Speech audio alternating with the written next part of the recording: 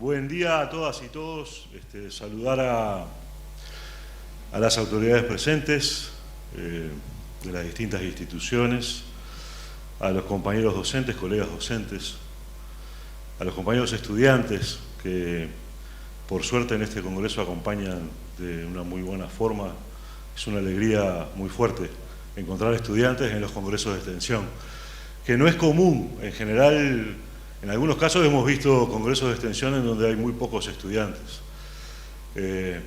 Nos alegra mucho que acompañen, porque son parte fundamental de esto de pensar una universidad distinta.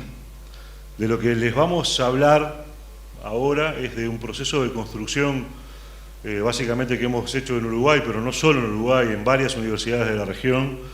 Me acompañan acá dos compañeros de Argentina, uno de la Universidad de Rosario, que es Juan Manuel Medina, y otro que es de varias universidades, que es Jorge Castro, que actualmente trabaja en dos universidades, en Avellaneda y en La Pampa, que trabajó en La Plata también. Con ellos y con otros compañeros universitarios en nuestra patria grande latinoamericana hemos venido intentando construir alguna cosa diferente a la valiosa cuestión que hemos construido históricamente, que es la universidad pública latinoamericana. Cuando nosotros decimos, bueno, construir una universidad nueva, no estamos olvidando la tradición y el legado de nuestra universidad pública latinoamericana, concebida la educación como un bien social, y ahí, en esa concepción de la educación como bien social, particularmente la terciaria y la universitaria, la universidad pública latinoamericana ha hecho un aporte trascendente. Lo que venimos a plantearles, lo vimos ayer en el taller. Que se organizó ayer de tarde, tuvimos prácticamente 80 compañeros trabajando. Yo estoy viendo a Juan Carlos allá, ¿no? No le agradecí porque es parte natural el grupo ese del cual conformamos con Juan Manuel, con Jorge. Juan Carlos Molina ha sido uno de los compañeros que ha en los últimos tiempos contribuido al avance en la Asociación de Universidades de Montevideo de esta idea de la integralidad, de las prácticas integrales de la articulación de funciones. Le agradezco muchísimo a Juan Carlos la invitación y lo felicito por el congreso, que ya es un éxito por la cantidad de compañeros que están presentes. ¿De qué hablamos cuando planteamos repensar nuestras universidades públicas? Y ahí, ¿qué rol le atribuimos a la extensión universitaria? Esas son dos de las cuestiones que vamos a trabajar en estos 20 minutos, 30 minutos que tenemos para conversar con ustedes, y que ayer conversamos con un poquito más de tiempo, e inclusive hasta veo algunos compañeros que participaron, con los cuales pudimos dialogar. Fue un encuentro muy rico porque hubo diálogo. De lo que estamos hablando, de lo que estamos proponiendo, es la posibilidad de que nuestras universidades dejen, como en muchos casos lo hacen, de ser, y voy a usar una expresión de un viejo docente uruguayo, que es el doctor Pablo Cardevaro, dejen de ser fábricas de profesionales. Si uno ve críticamente lo que hemos hecho en la historia de nuestras universidades, tal vez esa expresión fábrica de profesionales pueda identificar alguna de las cosas que hemos hecho históricamente. ¿Por qué digo esto? Porque en general hemos puesto énfasis, y sobre todo en los últimos tiempos, en la formación técnica de nuestros estudiantes, en la formación monodisciplinar de nuestros estudiantes, en la formación especializada de nuestros estudiantes, que sin duda es muy importante, pero no suficiente para formar profesionales que puedan, como lo traían los primeros compañeros que hablaron al principio, rectores, el viceministro de Educación, ser profesionales integrales que aporten a la construcción de una sociedad más justa, igualitaria y solidaria. La formación técnica que nosotros hemos venido instaurando en nuestras universidades públicas, en las privadas sin duda, pero en las públicas también, no da cuenta de la formación integral de profesionales que deberían estar al servicio de las grandes mayorías de nuestras poblaciones. Ese es uno de las primeras grandes hipótesis de las cuales partimos para repensar nuestra universidad. Y la segunda cuestión que quiero plantearles es que nuestra universidad, si bien pública, latinoamericana, si bien ha realizado importantes contribuciones con la sociedad, en general ha sido una institución intramuros, en general. Si uno observa los presupuestos destinados, las acciones destinadas que se realizan en las universidades, lo que se hace por fuera de los muros de la universidad son fracciones prácticamente marginales a lo que se realiza intramuros de la universidad. Estas dos cuestiones, qué profesionales formamos y cómo contribuimos con la sociedad, son las dos cuestiones que debemos poner en tensión con esta breve conversación, charla que vamos a tener con ustedes, a los efectos de poder pensar esto juntos durante el Congreso. La siguiente, por favor. Este diagrama yo lo usé ayer en el taller.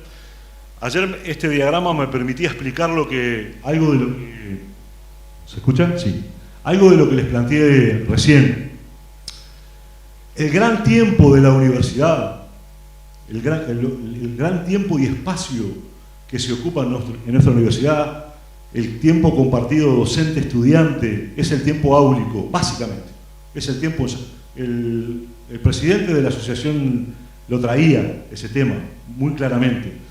El gran tiempo que ocupa la currícula obligatoria acreditizada es el tiempo de aula. Ese tiempo, en general, es un tiempo en donde hay solamente dos actores que se relacionan, que son el docente y el estudiante. Y hay una mediación del conocimiento en esa relación que no no es bidireccional. En general es una relación que se da en forma unidireccional con este formato, ¿no? En un formato de un profesor parado arriba de una tarima, llenando de contenidos a un montón de estudiantes que sacan apuntes. Nosotros hemos recorrido muchas universidades latinoamericanas y sigue siendo el esquema, la metodología básica de enseñanza sigue siendo la metodología expositiva mediante aulas expositivas de docentes. Y hay dos tiempos y espacios que también aparecen en nuestras universidades públicas, que es, pensando en las tres funciones sustantivas, un tiempo de extensión que es marginal al proceso global que hacen los docentes y los estudiantes, y un tiempo de investigación que también es marginal a lo que hacen los estudiantes. Este es un modelo de diagnóstico, todo modelo es una aproximación a la realidad, no es lo que pasa en todos lados, ni se puede interpretar todo lo que sucede en la realidad, pero nos aproxima a lo que está pasando en nuestras universidades públicas hoy. Hay, como les decía, un tiempo de la currícula obligatoria acreditizada y dos tiempos muy marginales, que son el tiempo de la extensión, que es el tiempo de trabajo con actores sociales, que es muy menor, marginal, prácticamente inexistente, tiempo en el cual muchos estudiantes no transcurren. Si uno analiza nuestros graduados, hay un porcentaje muy importante de compañeros universitarios que se gradúan que nunca hicieron actividades de extensión. Eso es efectivamente cierto. No sé en el caso paraguayo, yo estoy conociendo, mi primera visita académica a Paraguay y lo voy a poder conversar con ustedes. Ayer en parte algo vimos en el taller, pero también parece ser que en algunas universidades paraguayas ese tiempo de la extensión es un tiempo muy pequeño. Es un tiempo no curricular, es un tiempo, en general, yo lo planteaba ayer y algunos compañeros me decían que sí, es el tiempo del sábado de mañana, porque es el tiempo que no colisiona con el tiempo curricular obligatorio. Es decir, cuando hacemos actividades de extensión, la hacemos con pequeños grupos, con algunos docentes que se lo proponen como una actividad extra, porque ahí tenemos hasta problema de cómo ubicamos en el currículum la actividad de extensión, porque no tenemos diseños de presentación de currículums docentes en donde la extensión esté considerada, porque no hay definición de extensión, en general en las universidades en las cuales conocemos. Y hace que esto, si estuviera a escala, que no está, no se vería, porque es un tiempo y un espacio muy pequeño. Pero nosotros no decimos que solamente pasa esto con la extensión, también pasa esto con la investigación. Después vamos a fundamentar por qué esto hay que transformarlo, porque esta transformación nos conduce a una universidad nueva. Nos pasa lo mismo con la investigación. La investigación es una excelente y significativa forma de aprendizaje para los estudiantes. No solamente el aula y la transmisión de los docentes son formas de generar aprendizaje y enseñanza. La investigación, la búsqueda activa del conocimiento por parte de los estudiantes es también una forma significativa de aprendizaje. Eso también, esa función universitaria también es muy menor. Aparece fundamentalmente en los equipos docentes, en algunos, no en todos. Si uno ve cuántos investigan en las universidades públicas, yo les diría que debe haber entre un 10 y un 20% de docentes con costados o perfiles investigadores importantes. Debe haber entre un 70, yo no sé aquí, pero por lo que hemos visto en las universidades de Uruguay y de Argentina, centroamericanas, hay aproximadamente entre 60 y 70% de docentes que básicamente dan aula y que no son parte de equipos de investigación. Pero con los estudiantes, que es lo central que hay que manejar a la hora de pensar la universidad, qué pasa con la formación de nuestros estudiantes, esos porcentajes son menores y marginales. Los estudiantes en algunos casos investigan en las carreras que tienen tesis finales, tesinas o monografías finales, pero no es una práctica incorporada a lo que realmente, a lo que cotidianamente los estudiantes hacen durante el tiempo curricular normal. Entonces, de lo que hablamos es de la posibilidad. Cuando hablamos de el título de la conferencia es la integración de las tres funciones universitarias, de investigación, enseñanza y extensión. De lo que hablamos es de la posibilidad de que las tres funciones universitarias sean parte del aprendizaje significativo de nuestros estudiantes. Eso implica repensar nuestra tarea docente. ¿Qué vamos a planificar como docentes a la hora de dictar nuestras disciplinas? ¿Solamente contenidos que vamos a procesar en aula o vamos a incorporar contenidos que vamos a trabajar junto con la problemática concreta, junto con actores sociales, en la disciplina que dictamos, no en tiempos extra, aparte? ¿Se entiende esto? Este es el centro del mensaje que queremos pasar, que queremos compartir. Pensar qué extensión, ahora voy a hacer una caracterización de qué extensión es la que nos conduce a estos procesos. Pero antes de eso, entender que de lo que estamos hablando es que la extensión y la investigación, no solo la extensión, dejen de ser cuestiones marginales que ocupan un mínimo espacio de los estudiantes y de la tarea docente, a ser una cuestión que tenga equilibrio a la hora de pensar la tarea docente, equilibrio en tiempos y espacios, y equilibrio en cuanto a qué hacen los estudiantes durante la formación. Esto repercutirá, sin duda, si conformamos una universidad que integre los tiempos de la extensión y los tiempos de la investigación en los tiempos curriculares normales, en formación de profesionales no solo técnicos, como hemos venido haciendo, sino profesionales que pasen por procesos, sobre todo en la extensión, que generan una alta humanización del proceso educativo. Cuestión nada menor a la hora de pensar la formación integral de los universitarios. La posibilidad de fomentar valores de solidaridad y humanismo que no están en las currículas que nosotros trabajamos, en ninguna de las disciplinas, o en algunas sí, tal vez en alguna de las humanas, pero no necesariamente incorporadas en las disciplinas que conforman la currícula de nuestros estudiantes. Y esa es una de las tareas claves de incorporar la extensión a la hora de pensar qué formación vamos a procurar en conjunto docentes y estudiantes. Yo les decía, el único contacto que tiene este tiempo curricular con los actores sociales es cuando algún docente plantea alguna problemática. Por supuesto que hay excepciones, hay carreras que tienen mucho más vinculación con actores sociales. Sin duda, las materias relacionadas a los campos sociales humanos, a las carreras relacionadas con los campos de la salud, sin duda que hay mucha más interacción con actores. De todas formas, en estos casos en donde estos modelos son más claros para pensar lo que pasa en las facultades, el contacto con actores sociales que tienen los estudiantes es mínimo y se da básicamente cuando se hace algún proyecto de extensión que no necesariamente incorpora a todos los estudiantes. Y por otro lado, cuando los actores sociales los conectamos en procesos de investigación, cuando hay interacción con actores sociales en la investigación, que básicamente es de corte tradicional, el actor social es mucho más un objeto de investigación que un sujeto de investigación. El actor social es parte del objeto de estudio del grupo que estudia mediante investigación determinados procesos. O sea que no hay la posibilidad de una interacción y una comunicación dialógica con esos actores sociales con los cuales investigamos. Nosotros lo que estamos planteando es la posibilidad de modificar este esquema conceptual y pasar a tener un esquema integrado en donde en nuestras disciplinas, cualquiera sea nuestra carrera o profesión, como docentes, incorporemos tiempos de extensión y tiempos de investigación.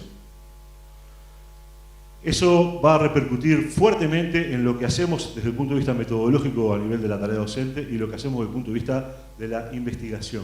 Va a generar un repensado de la acción de educación y de investigación a la hora del trabajo concreto.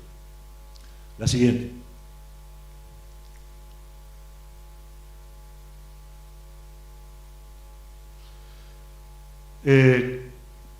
¿Qué tipo de extensión incorporar al acto educativo?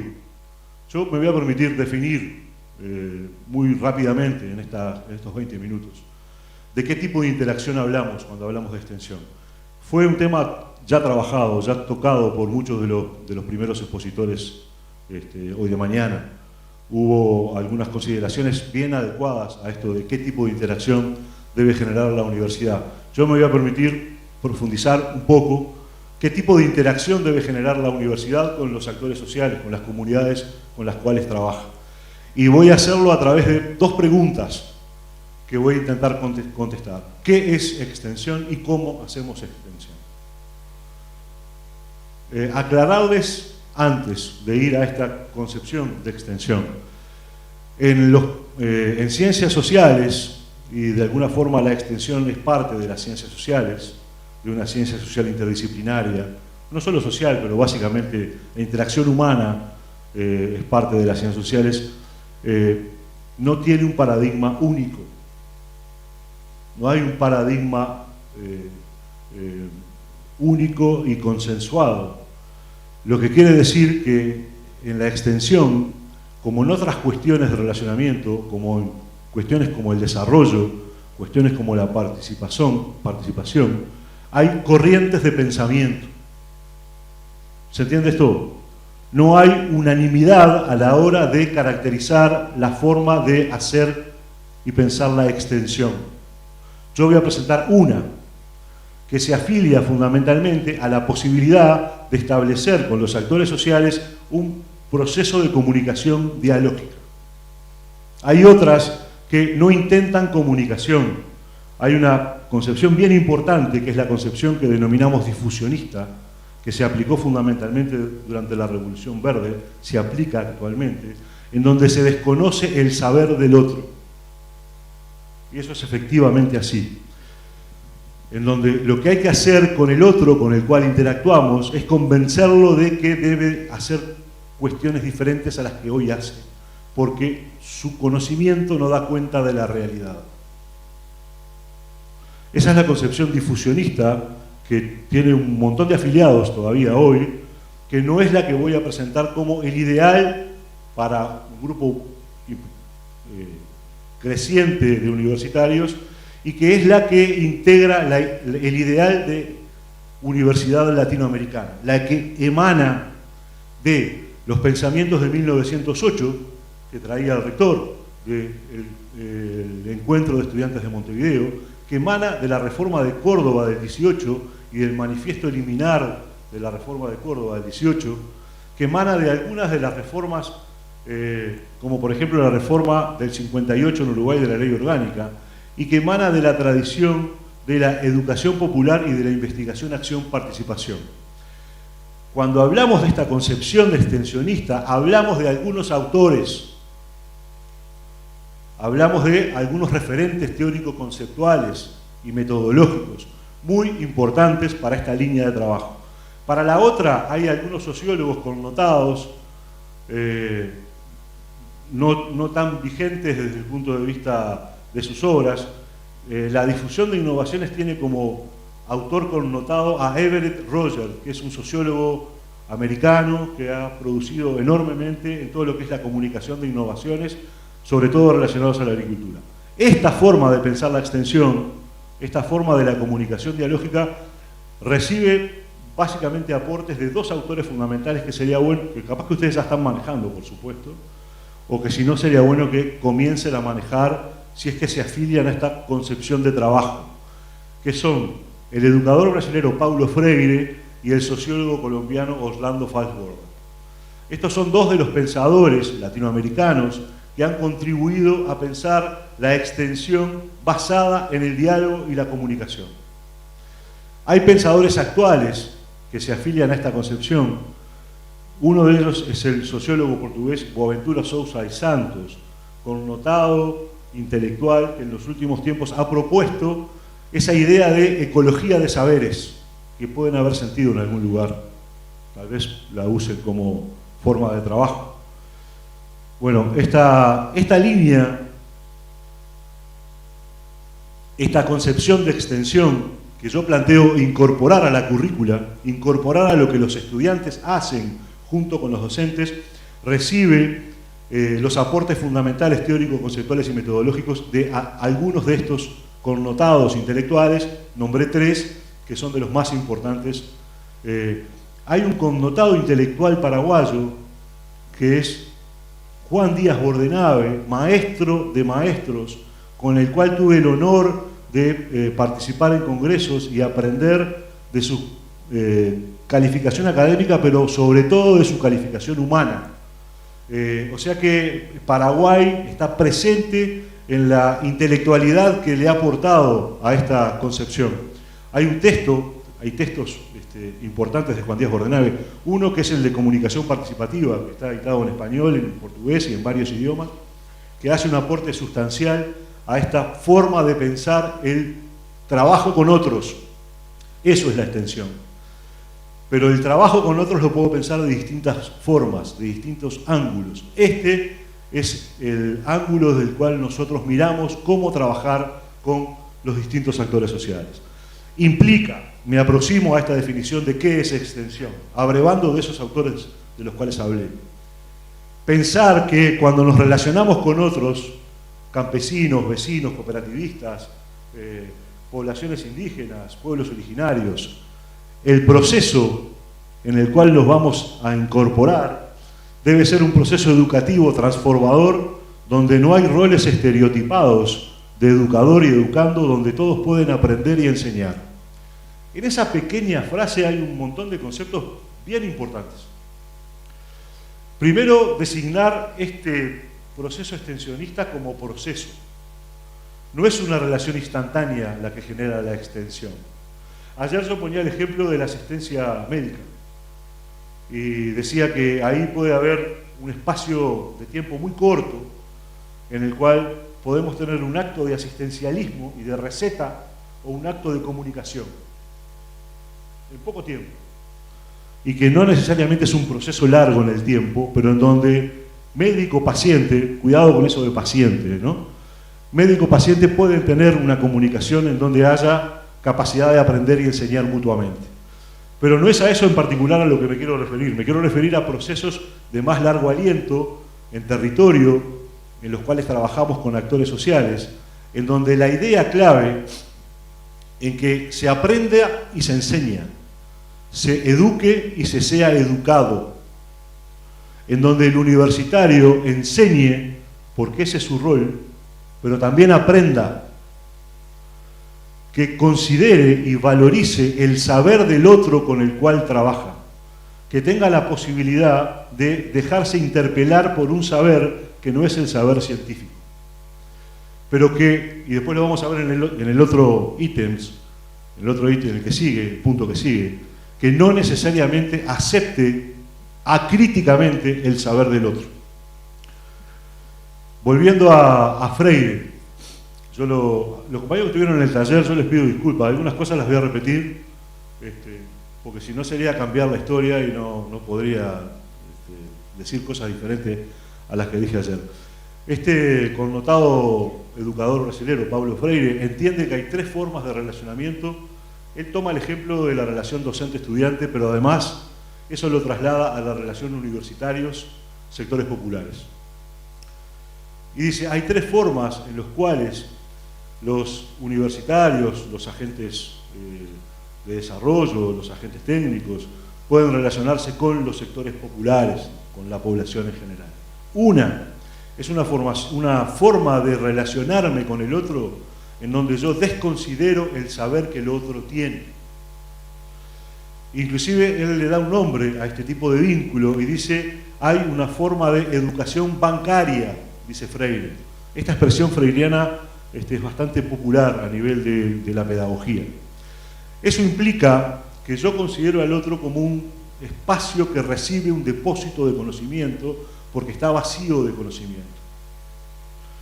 Implica que en el acto de relacionamiento entre el docente y el estudiante o entre el universitario y el actor social, el que tiene todo el conocimiento, que es científico, que tiene esa matriz de elaboración, es el universitario, y el que no tiene ningún tipo de conocimiento es el actor social. Eso, dice, es un tipo de vínculo que es muy normal, y él hace sus reflexiones fundamentales en la reforma agraria chilena de Frei, anterior al gobierno de Allende, donde pasa un tiempo conviviendo con campesinos. Ahí hace un libro bien interesante, que se llama Extensión o Comunicación, y hace algunas reflexiones con respecto a esto, que después desarrollan otras de sus obras. Dice, hay una situación completamente contraria a esta, que es valorizar tanto el saber del otro, en donde yo como educador pierdo mi rol. Designa a esto como una relación basista, de la base, espontaneísta, en la cual el rol del agente externo se pierde y no hay capacidad de aporte, porque el actor social conoce la realidad de una manera completa. Esto, que parece extraño, en sala de aula no se ve, difícilmente se vea, pero sí se ve en trabajos en territorio, sucede con algunas ONG que no critican el saber de los actores con los cuales trabajan. Esto lo hemos visto en campo. Y hay una tercera posición, dice Freire, una tercera forma de relacionarnos, a esa nos afiliamos, que entiende que lo que debo hacer si pretendo transformar y transformarme es partir de lo que los actores y sectores populares saben para ir a la construcción de un conocimiento nuevo. Esa es la esencia de la extensión, la posibilidad de construir un conocimiento nuevo con el otro que parta de los conocimientos que están en juego a la hora de relacionarse. Esa es la ecología de saberes que propone el sociólogo Boaventura Sousa Santos. La posibilidad de considerar el saber del otro, pero no necesariamente respetándolo sin criticarlo. Dice Freire, la posibilidad de construir el saber nuevo debe partir de lo que los actores populares saben e ir a la construcción de un saber distinto en donde el aporte del saber científico transforme el saber de los educandos. Lo otro que dice es que en ese proceso también nosotros vamos a aprender. Los universitarios aprenderemos juntos con los sectores populares un montón de cuestiones que no están en las currículas de nuestra formación. ¿Alguna pregunta, duda? ¿Desacuerdo? ¿Crítica? Los veo muy callados. Estamos entrando en el Congreso. Allá nos pasó en el taller también. En un principio nadie hablaba, después había que sacarlas del micrófono. Pero espero que no sé cuánto tiempo tenemos, pero si alguno quiere hacer alguna reflexión, alguna pregunta, será muy bienvenida y contribuirá a hacer una cosa un poco más laxa.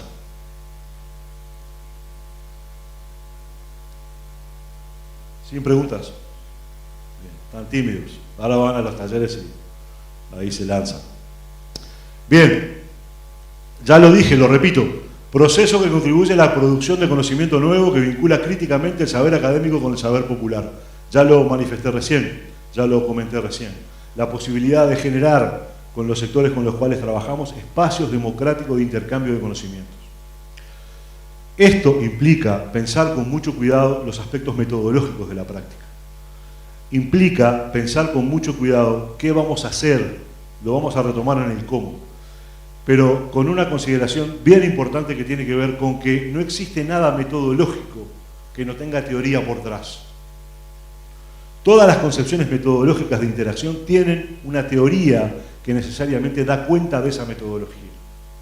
Hay un paradigma de intervención que yo tengo a priori y que lo tengo que discutir con el equipo antes de ir a trabajar con la gente, antes de ir a trabajar con los sectores a nivel de una cooperativa, un grupo de campesinos o un grupo de vecinos en un barrio.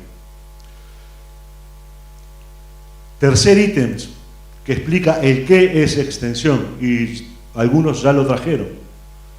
Proceso que tiende a promover formas organizativas, asociativas y grupales que aporten a superar problemáticas significativas a nivel social.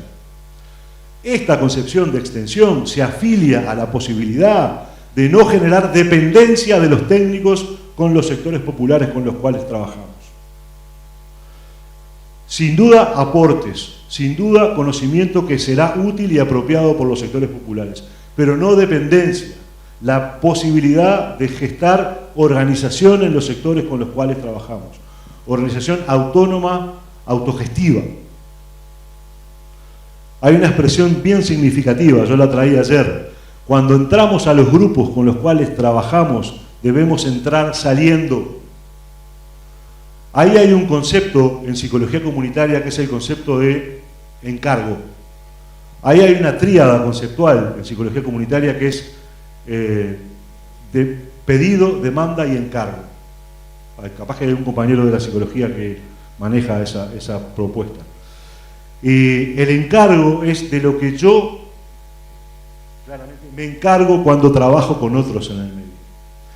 Si mi posicionamiento de encargo cuando trabajo con otros ocupa todo el espacio y me ocupo de todo lo que hay que resolver, haciendo un trámite, llevando cuestiones, llevando un acta, diciendo las cuestiones que hay que resolver cuando hay problemáticas a trabajar, cuando me encargo de esa forma, lo que voy a generar fundamentalmente es un grupo que va a depender de mi trabajo como técnico y asesor. Y eso es lo que no puede generar una acción de extensión que esté basada en la comunicación dialógica.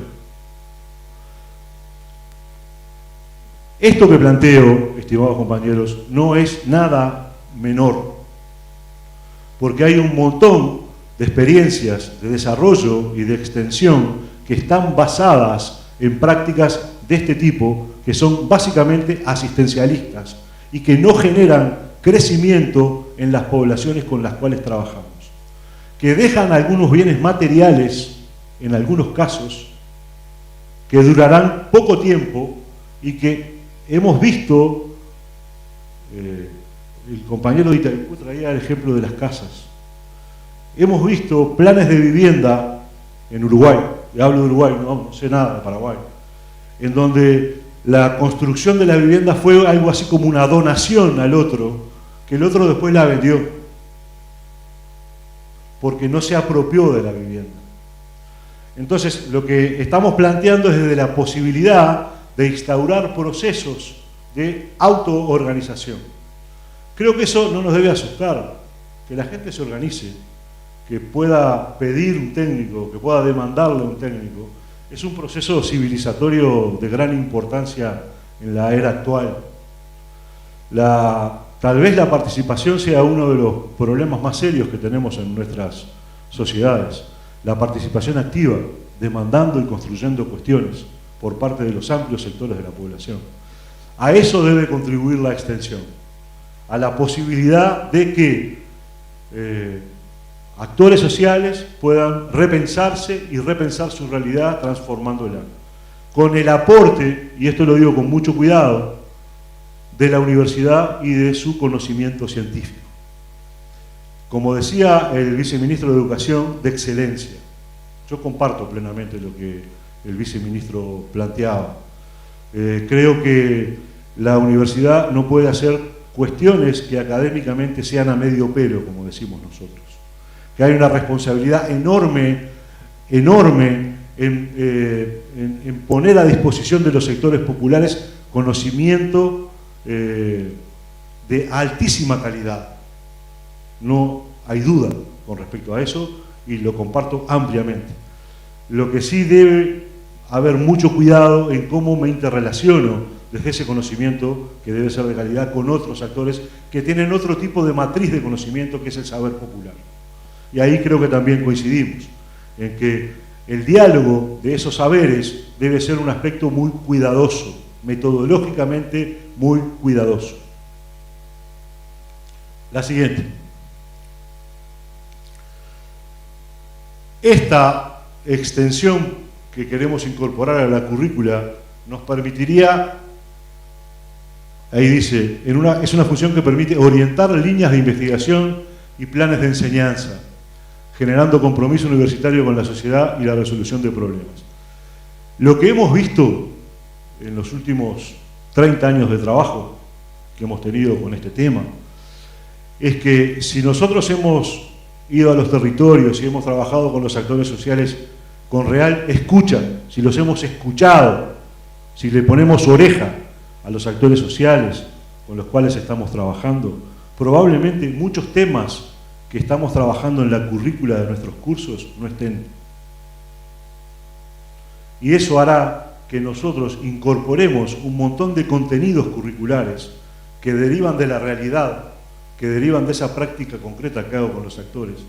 Por eso lo que digo y lo que planteo es que permite orientar líneas de investigación, pero también permite orientar planes de enseñanza. Hay un montón de ejemplos que no están pasando en nuestras universidades. Voy a nombrar uno, que si bien nosotros deberíamos actualizar en función de lo que hacemos con los sectores populares, y voy a hablar el típico caso de las ciencias agrarias. Hay toda una línea de investigación y de conocimiento relacionado con la agroecología, que viene surgiendo con mucha fuerza. Inclusive, lo veo al colega, yo soy veterinario, en producción animal, que no está haciendo, que sabemos que es una realidad muy concreta y necesaria para vastos sectores campesinos. Nuestras universidades no están incorporando de la forma en que deberían hacerlo los estudios sobre agroecología. Hay aquí una capacidad de trabajar con los sectores y no escuchar una de las demandas importantes que los sectores tienen, la posibilidad de repensar los modelos técnicos de trabajo. Hay otras cuestiones que aparecen, pero digo esa porque es una de las que conozco con un poco más de propiedad. Y a nivel de la investigación, sostengo lo que decía recién, la posibilidad de investigar cuestiones que en general, si uno observa qué es lo que investiga la universidad, repara lo que investiga la universidad que conocemos, la universidad pública, en general los objetos de estudio se derivan de los equipos de investigación. Hay como una especie de círculo de autodeterminación en donde no aparecen muchas veces objetos de estudio que la realidad está marcando que hay que incorporar. Esta forma de trabajo con los sectores populares, con los sectores de la población, debería necesariamente incorporar objetos de estudio, líneas de investigación, que en general no están incorporados en los objetos de estudio de nuestras universidades. En muchos casos en donde sí se hace este vínculo con escucha, con los territorios, aparecen muchos objetos de estudio, problemas de investigación que se derivan de la realidad misma. La siguiente.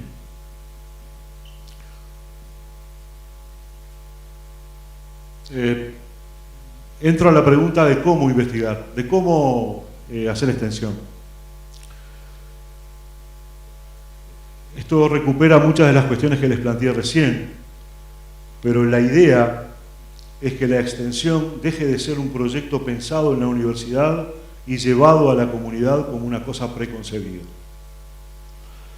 Yo no sé cómo funciona la extensión aquí, algo lo he hablado con Juan Carlos, hay toda una línea de proyectos. En general, los proyectos salen de, al igual que la investigación, salen de la cabeza de los docentes y se llevan a la comunidad a ver cómo funcionan. Eso es lo que hemos visto en la mayoría de los llamados a proyectos de extensión en América Latina. La idea que estamos planteando para afiliarnos a esta concepción extensionista es que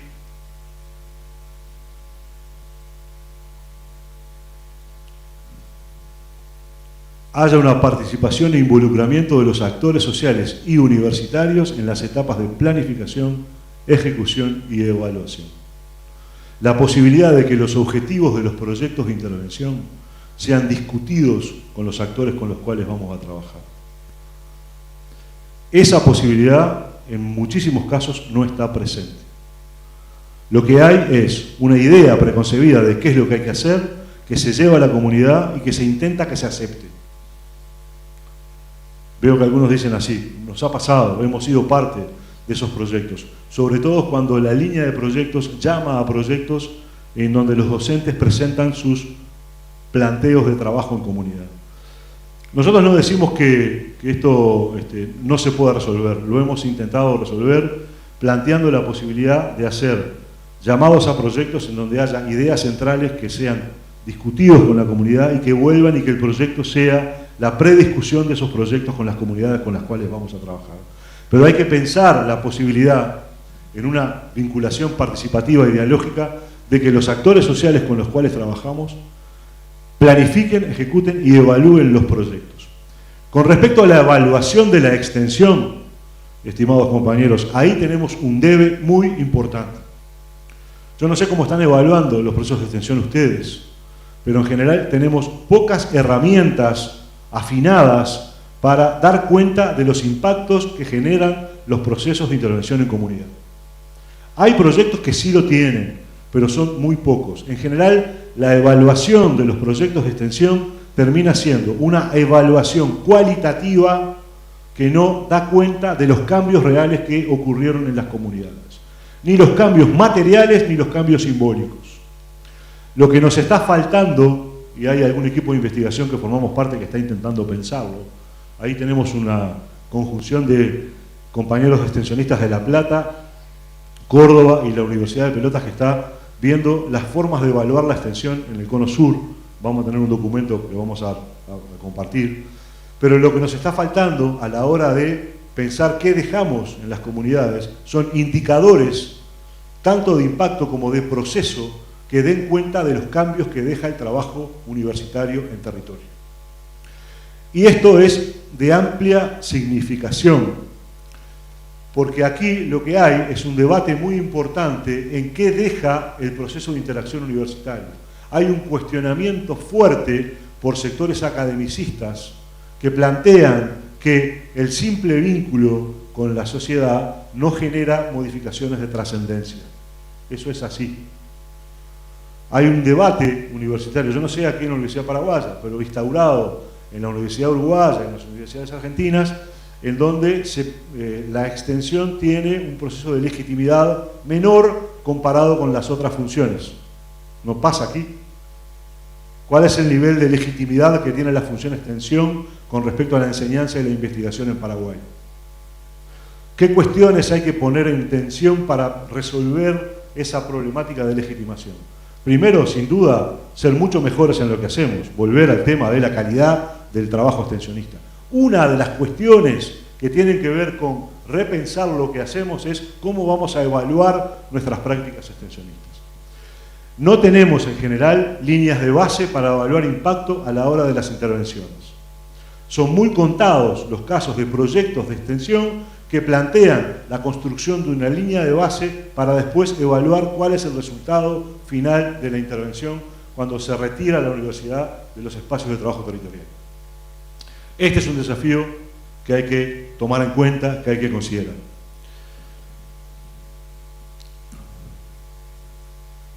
¿Estamos de tiempo? ¿Cómo? ¿Qué tenemos? ¿10 minutos más o no? 10 minutos. Los tomo.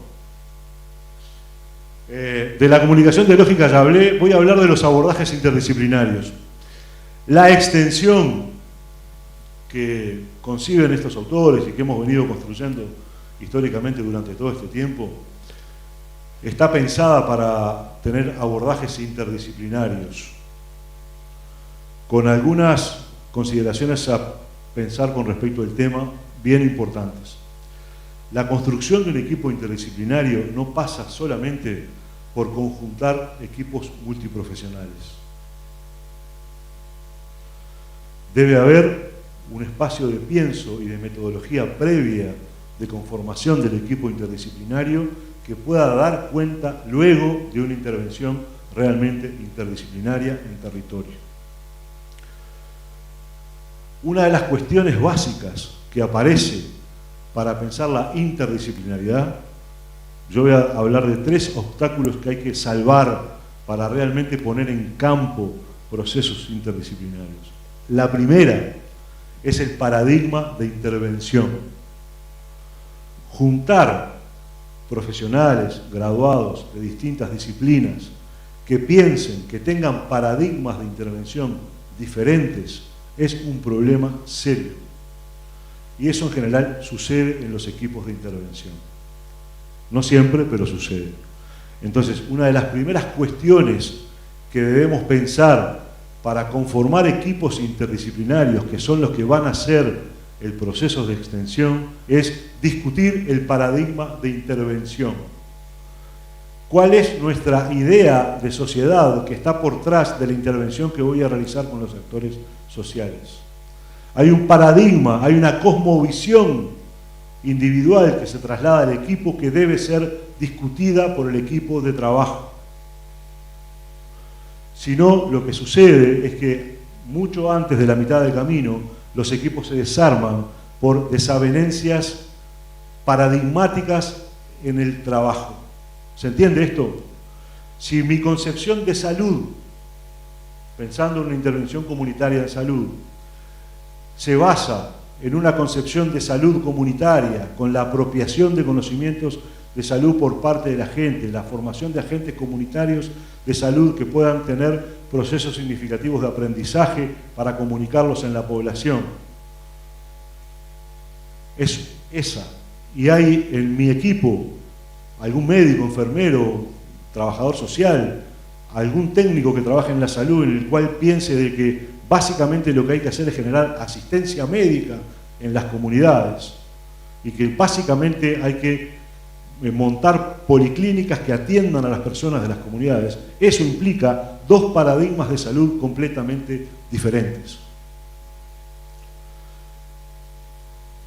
que podrían complementarse sin duda que podrían complementarse las 2 visiones de salud, pero deben ser discutidas a priori. Otro ejemplo significativo, creo, para ustedes, cómo pensar el mundo campesino. El mundo campesino se puede pensar desde la concepción de la Revolución Verde, en donde hay que transformar técnica y tecnológicamente la masa campesina, porque es atrasada y por eso es pobre. Y esa es la concepción del difusionismo. ¿Me siguen en esto? Hagan que sí. Si no, sí. O la otra concepción en donde el campesino tiene un saber histórico acumulado que da cuenta de la realidad y que debo considerar a la hora de trabajar. Si el equipo de intervención tiene esas 2 posturas, probablemente lo que procure hacer junto con el campesino sea completamente diferente. ¿Se entiende esto? Entonces, para construir equipos interdisciplinarios que trabajen en extensión, una de las primeras cuestiones a discutir es el paradigma de intervención, la cosmovisión que hay por detrás de las intervenciones extensionistas. Hay 2 cuestiones más para la construcción de los equipos interdisciplinarios. Clave, en varios de los estudios sobre la interdisciplinariedad aparecen. La otra es la diferencia de códigos y de jergas lingüísticas y de bagajes semánticos de los distintos tipos de técnicos y profesionales incorporados a la actividad interdisciplinaria.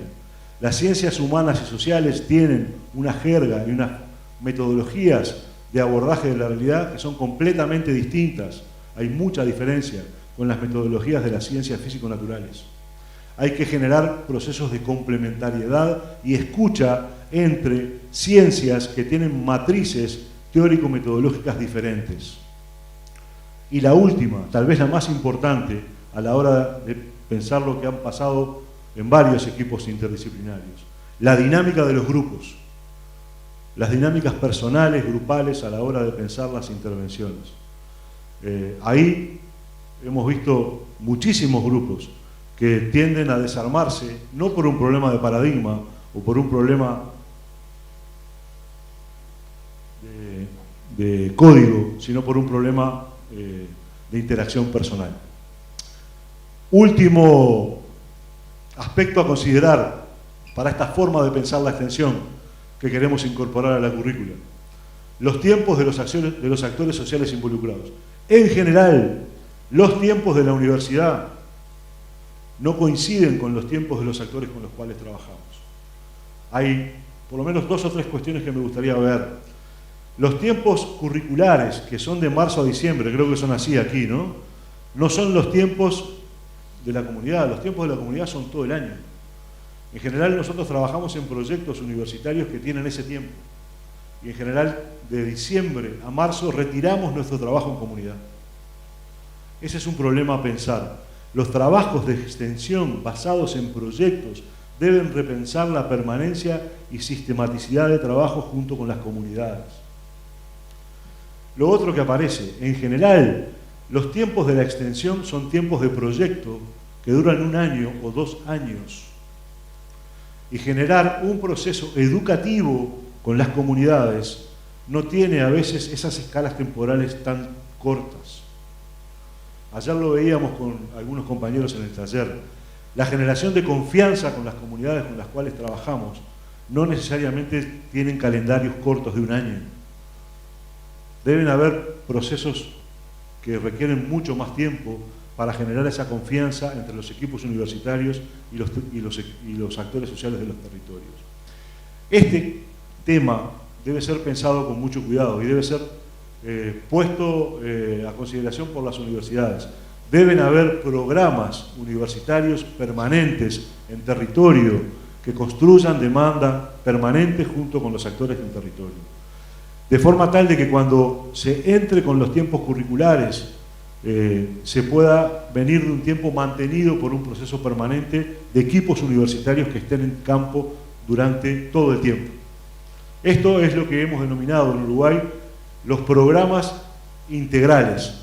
Tenemos programas en territorio, hay uno que tiene 20 años ya, es un programa centrado en el área de la salud, que tiene equipos permanentes de la universidad trabajando en territorio, construyendo demanda con las comunidades en forma permanente y continua.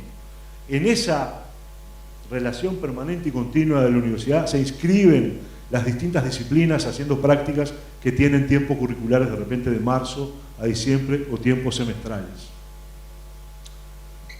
Adelante. Seguí, por favor. De lo que estamos, a ver si entendemos este diagrama. Vamos a ver si no es muy complicado, pero este diagrama es pasar lo que estaba marginal. ¿Se acuerdan que la extensión estaba marginal? Estaba ubicada en un pequeño espacio aquí y la investigación estaba en un pequeño espacio arriba. La idea que estamos planteando es la posibilidad de incorporar esta idea de extensión que manejamos recién, este concepto de extensión, el qué y el cómo que manejamos recién, incorporarla en lo que hacen cotidianamente docentes y estudiantes. La idea es que la actividad de extensión deje de ser una actividad marginal de algunos pocos estudiantes y algunos pocos docentes para que pase a estar en los espacios normales de aprendizaje de los estudiantes. Esto implica que los actores sociales generen una dinámica de interacción mucho mayor de la que tienen en los procesos actuales. Esto implica que nosotros repensemos y se dé la ruptura metodológica en la cual salgamos de esa relación biuni, solamente docente-estudiante, e incorporamos a alguien más que enseñe en el acto educativo. Ese alguien más que enseña es el actor social. Eso contribuye a repensar la educación bancaria que hemos instaurado básicamente en nuestras universidades. Lo otro que hace es que repensemos los esquemas de investigación que incorporamos. Si esto que incorporamos, si esta extensión guía orientadora del acto educativo realmente tiene capacidad de escucha, necesariamente incorporará nuevos problemas a investigar por parte de las universidades. O sea que de alguna forma esa extensión se convierte en una guía orientadora del acto educativo. De lo que estamos hablando es de que este esquema de la incorporación de la extensión dialógica en el aula, en lo que pasa cotidianamente en la facultad y en territorio, no pase a fin de carrera, no pase como actividad preprofesionalizante, que pase desde el primer año, que los estudiantes cuando entren a nuestras universidades sepan que hay una función de extensión que es parte del compromiso social de nuestras universidades con la población que financia nuestros estudios. Lo que no podemos hacer es esperar a que los estudiantes sepan de que tenemos un compromiso social y acciones de extensión en tercer o cuarto año de la carrera. Debemos generar procesos desde el primer ciclo de formación de los estudiantes en donde contacten con actores sociales y vean qué es lo que la universidad realiza en territorio. Eso generará en los estudiantes una apropiación completa, lo genera. Nosotros tenemos ejemplos de 8 años de trabajo en esta dirección. Genera un nivel de apropiación y de formación completamente diferencial de muchos de los estudiantes que pasan por estas experiencias. Nosotros hicimos una investigación que no la hicimos en la Secretaría de Extensión, en donde yo estaba hasta hace un tiempo. Se la encomendamos a la Licenciatura de Ciencias de la Educación, de ver cuáles eran los impactos de este pasaje por prácticas integrales. Y realmente y tenemos el informe, se lo podemos dejar, el informe de investigación. Hay una apropiación completamente distinta del conocimiento y de la formación de los estudiantes, que hoy en Uruguay es menor. Nosotros tenemos en la Universidad de la República aproximadamente 80.000 estudiantes, entre 80 y 90.000 estudiantes. Este proceso, que les digo, de una forma muy variable, está siendo transitado por aproximadamente 8.000 estudiantes en un año. El año pasado hubo 8.000 estudiantes y aproximadamente 600 docentes que plantearon esta forma de trabajo. Es poco si uno considera los 80.000 estudiantes y los 8.000 docentes, pero consideramos que sí es el camino a recorrer. Para eso creemos que hay, y con esto voy a terminar, algunos desafíos a encarar para repensar nuestra universidad pública, que son los siguientes, por favor. Sigue. Otra más. Y con esto seguimos, una más. Este desafío es para las secretarías de extensión. Acá hay 7 u 8 universidades. Nosotros lo hemos conversado mucho con Juan Carlos, pero sería bueno que la red pudiera discutir estas cuestiones. Hay que pasar de gestionar la extensión, de gestionar los proyectos de extensión, a promover activamente y acompañar la extensión a la integralidad. Hay que generar la posibilidad de que los docentes no trabajen solo con proyectos con pocos estudiantes, sino que incorporen la extensión en el acto educativo. Para eso hay que trabajar en aspectos de tipo reglamentario. Hay que llevar a los consejos superiores propuestas concretas de trabajo que apunten en esta dirección. Hay que favorecer a que muchos docentes que quieran incorporarse a esta línea de trabajo puedan hacerlo desde los planos legales y formales de las universidades. Debe haber una resolución formal de los consejos superiores, si están de acuerdo, porque este es un debate que hay que establecer en la universidad, de apuntar en esta dirección. Debe haber una conducción política de los consejos superiores que apunten a pensar que la extensión es una actividad central que debe ser hecha por la gran mayoría de los estudiantes de las universidades y por la gran mayoría de los docentes de las universidades. 2. Esto es para Uruguay, claramente, desenguetar la extensión, de la extensión aislada a la extensión integrada, en el acto educativo de integralidad. Nosotros lo que hemos visto, porque venimos de ahí, es que hay algo así como en las universidades como tribus. Yo no sé aquí en Paraguay. Hay como una tribu de investigadores, ¿no? Que es como una tribu de extensionistas y hay otra tribu en donde se comparten tareas de docencia, de investigación. Pero hay como una especie, claramente en el caso de los extensionistas como una especie de grupo selecto, visto por uno mismo, ¿no? Como selecto, de extensionistas que somos los que hacemos la extensión. La idea central aquí es que la extensión deje de ser una cuestión de especialistas de la extensión en las universidades, que la extensión es parte de la tarea docente. Eso implica desenguetar una función que está en manos de muy pocas personas en las universidades. Eso es lo que hemos visto en varias universidades argentinas y sin duda en la Universidad de la República en Uruguay. Por eso digo, tarea también de las secretarías y de las comisiones cogobernadas de extensión, la posibilidad de salir a buscar otros compañeros que de repente no están haciendo la extensión como la definimos acá. De repente están haciendo tareas de actividades en el medio que no tienen ese perfil de comunicación dialógica, pero que son muy valiosas. Quiero ser muy claro con respecto a esto. Hay un montón de actividades que hace la universidad en el medio que uno no podría considerarlas conceptualmente como extensión, con esta definición, pero que son muy valiosas y que con pequeñas modificaciones pueden incorporar aspectos que las lleven a ser procesos de diálogo de saberes. Ahí lo que hay que hacer es generar espacios de formación para los docentes en el tema de la extensión. La integralidad, a ver si puedo explicar, implica que el docente naturalmente enseñe su disciplina, enseñe a investigar e enseñe a hacer extensión. ¿Qué le estamos pidiendo a los docentes? Le estamos pidiendo 3 cosas para las cuales no tuvo formación. Voy a explicar esto. ¿Por qué? Digo, ¿cómo? Yo no sé aquí, yo nunca me voy a referir a Paraguay porque no conozco, me voy a referir a mi universidad. En general nosotros seleccionamos a nuestros docentes por su cualidad técnica. Lo único que hay es en algunos concursos el dictado de una clase, donde se evalúa su capacidad didáctico-pedagógica. Eso no implica que el docente esté habilitado para enseñar.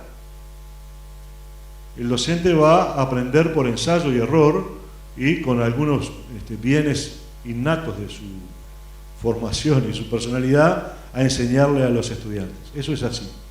Pero a este docente integral, además, le vamos a pedir que enseñe a hacer extensión, porque lo que le vamos a pedir es que integre la extensión en lo que hace cotidianamente. Y eso, el docente no tiene por qué saberlo, porque no se formó en extensión. Y además, genera en un montón de docentes un nivel de inseguridad muy fuerte. ¿Por qué? Porque trabajar a la intemperie del aula es muy difícil. Porque el mejor lugar para ser docente es este. Es entre estas 4 paredes, en donde yo tengo mi PowerPoint, tengo mi evaluación, tengo mi grupo y tengo mi currículum. Y cuando salgo a trabajar en extensión con esos estudiantes que antes estaban en sala de aula, probablemente no voy a tener las 4 paredes, voy a tener otros actores sociales, además de los estudiantes, que me van a preguntar cuestiones que no necesariamente tengo que saberlas, porque yo sé de mi contenido disciplinar y no de todo lo que pasa en la realidad, que es indisciplinada en todo sentido. Entonces, eso hace que muchos docentes, lo sabemos por experiencia, no den el paso de salir a trabajar en territorio incorporando la extensión en lo que hacen normalmente. Por eso que debe haber un proceso importante, y ahí las secretarías de extensión tienen un rol clave, de formación docente para trabajar en extensión. No es un bien innato el trabajar con otros, hay que aprenderlo. Se aprende haciéndolo, pero además en instancias de reflexión con otros docentes y con actores sociales. Y además le vamos a pedir al docente que incorpore la investigación. ¿Y vieron cuántos docentes sabían investigar? Y bueno, yo no sé aquí, pero allá docentes que pasen por procesos de investigación fuertes debe haber un 20% a reventar de los docentes. Ese otro 80% debe incorporar la investigación en su práctica educativa normal. Por eso también hay que acompañar en formación. Por eso que esta nueva forma de pensar la universidad tiene todos estos desafíos, que son la utopía de una universidad distinta, de una universidad nueva, que valora y rescata todo lo construido como universidad pública en los últimos 400 años, de Córdoba para acá. Lo valora, lo rescata, lo entiende, pero asimismo lo critica e intenta transformarlo. Ese es el desafío. Y ese es el rol de la extensión, la posibilidad de contribuir a ser la llave maestra de las transformaciones de las universidades públicas latinoamericanas. La posibilidad de poder formar profesionales diferentes a los que venimos formando hoy, que son buenos sin duda, pero que pueden ser mucho mejores desde el punto de vista de los intereses de las grandes mayorías de nuestra gran patria latinoamericana. Mucho mejores pueden ser. Hay una gran contribución a hacer. Creo, hacemos algún tipo de contribución. Si uno saca el balance, uno puede llegar a pensar que nuestras universidades reproducen mucho más que contribuyen a cambiar. Es muy contradictorio esto. Generemos universitarios que sean capaces de contribuir a las transformaciones de nuestras sociedades, en donde, como lo traían los compañeros rectores y el viceministro, siguen habiendo amplísimos espacios de exclusión, amplísimos espacios de pobreza. Termino con una reflexión que siempre hago. Esta universidad nueva, que integre la extensión con esta característica, que piense la formación de los estudiantes como centro del trabajo, no será si no existen estudiantes organizados que por ella peleen. No saldrá en general, y esto lo digo asumiendo mi cuota parte de responsabilidad, desde los corporativismos docentes. Las grandes reformas universitarias latinoamericanas que han ocurrido en los últimos cientos de años, en los últimos 100 años, han sido impulsadas fundamentalmente por los estudiantes organizados. Cito dos: la reforma de Córdoba y la reforma de la Ley Orgánica del 58 en Uruguay. Tuvieron al frente de esas modificaciones a los estudiantes organizados. Una nueva universidad que realmente dé cuenta de los problemas de la gente, que se relacione íntimamente y con mucho cuidado intente ayudar a resolver esos problemas con saber científico, pero con solidaridad y con humanidad, deberá estar impulsada fundamentalmente por todos los actores universitarios, graduados, funcionarios, docentes, pero básicamente por estudiantes. Por eso celebraba la participación de estudiantes en este congreso. Estimados compañeros, mucho para hacer, muchísimo para hacer. No sé en Paraguay cuánto, porque no conozco.